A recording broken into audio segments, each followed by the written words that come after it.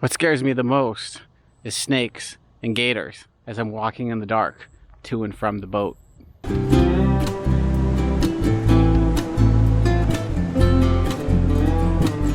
Where we left off last time, I had just gotten the damaged boat all the way into Florida from the Bahamas, and we were getting ready to haul it out. As we started to haul it out, it was too heavy, and so they had to kind of slowly scoot the boat up. And then it also came up a little bit bow high, so we had to adjust the straps. And then as it started to come up, all that was going through my mind was, please don't drop my boat. Please don't drop my boat. These fearful thoughts came from flashbacks of the previous boat that I bought in San Diego and took to Hawaii.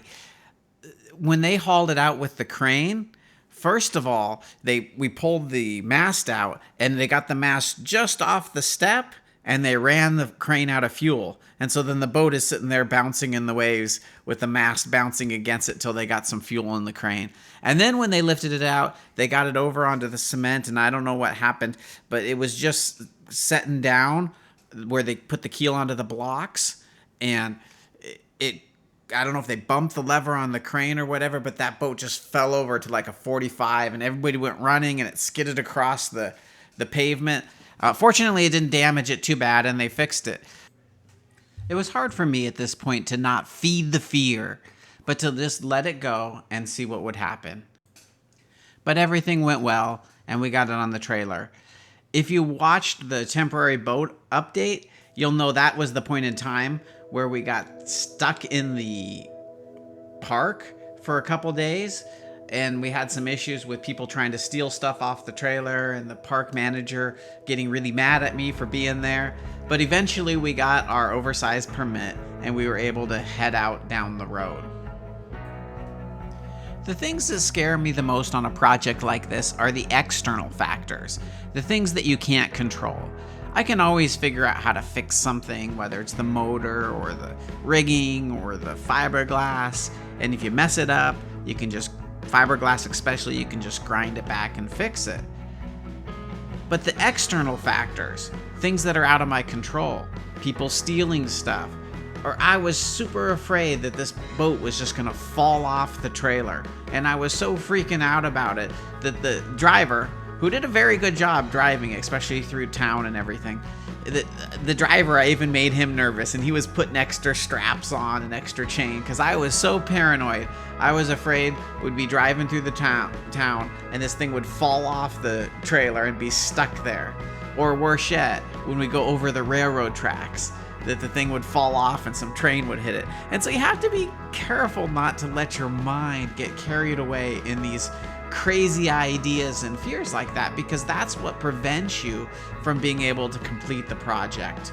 And so just letting go of those external fears and just saying, what's gonna happen is gonna happen, and just go for it. I just had to keep telling myself the same things I always tell my kids. The only thing to fear is fear itself. And it was difficult because when you come to things like the railroad crossing, I was just sure that the boat would just fall off the trailer and some train would hit it and the whole project would be over. But you can't let those things consume you. You gotta let them go. And so here we did. Everything went smoothly, and it was a great trip. The driver did a great job swerving out of the way of all the trees, all the stoplights. We didn't hit anything.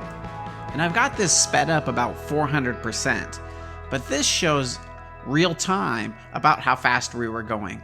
We'd go like 10 miles an hour. And so it took a while to get there, and the police did an awesome job. You can see them here blocking all the traffic to let us through. And I'm just thinking, are we going to clear the stoplight? Are we going to clear? And sure enough, everything went through. It went super smooth, and we made it. But that's not to say there wasn't any issues or excitement. It always seems like when you do a project like this, there is always that crazy thing that happens. So we were on the last road driving along, and it started to get a little narrow. But of course, we didn't hit anything. But we got to our final turn, and we just stopped. And we started to hold up traffic, and we were just waiting and waiting. And I'm like, what's going on? And then all of a sudden the police come zooming by, and there's sirens going on. And we're like, what in the world? And traffic, it keeps backing up farther and farther behind us. And we're trying to figure out what the heck is going on. And so finally I get out of the car and take a look. And sure enough, someone's getting arrested. And so I think in the end, it was actually just a miscommunication about being able to move the truck or something like that. And I don't think the guy was actually in trouble. But it sure added some excitement. And then the next thing is we knew that there were 2 lines that were really low. And this was the first one. And we came up and they didn't knock it down or anything, but we came up to it. And then what I had to do is I had to get up onto the boat with a 2x4 and lift it up. Now, keep in mind, this is like a cable or a telephone line, and then that line above it is just a 220 line, and so, which is insulated. And so, of course, it's a little dangerous, but it's not dangerous like a high voltage line. And so we made it through that, and there was one more that we did as we came into the yard, and we were home free. And I was so relieved to be there and to be in the place where I don't have to worry so much. So here we are at the boat. The first step here is I'm going to try to get it level and as well as lowered. When they took it off the trailer, they had to put it up high. So I'm going to get it down closer to the ground so it's easier to work on. Plus I want to get it level, because if I get it level, then I'll be able to level the inside and figure out where the cabin is collapsed there to get that all at the right level. Hopefully I don't drop the boat or drop it on myself. Here again, this was one of the more risky things that bothered me, because I'm just afraid, okay, what if I drop the boat and damage it worse? But I'm pretty safety conscientious when I do this, and so you never want to trust a hydraulic jack. And so every time I was working, I always kept blocks underneath, at least extra blocks. So the most the boat could have ever fallen at one time would be about 1 inch. And even then, it might not have fallen, and that's only if I would have failed a jack. And that's probably why it took so long, because I could only move that thing down like a 1/8 of an inch or a 1/4 inch at a time, just slowly, one jack, then the other jack, and then back and forth, and trying not to get the jacks trapped. I was really careful because I didn't want to damage the boat or myself in the process. And the key is you just can't trust hydraulic jacks. Just always make sure you have extra blocking. And you can see me having the blocking in the center. Plus I had additional jack stands on the outside that I kept having to adjust as I slowly lowered the boat down.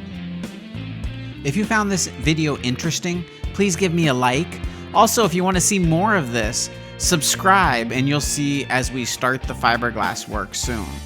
I also want to say thank you to all those people that have been leaving these great comments. It really gives me encouragement to work on the boat. It's been a long road to get to this point, and I know I've got an even longer road ahead of me, but that's the part that I enjoy, is actually getting something done on the boat. The whole takeaway from this is, whatever fears you have to fulfill your dream or to take on a project like this, yeah, they're real, but you just have to let them go. And remember, the only thing to fear is fear itself.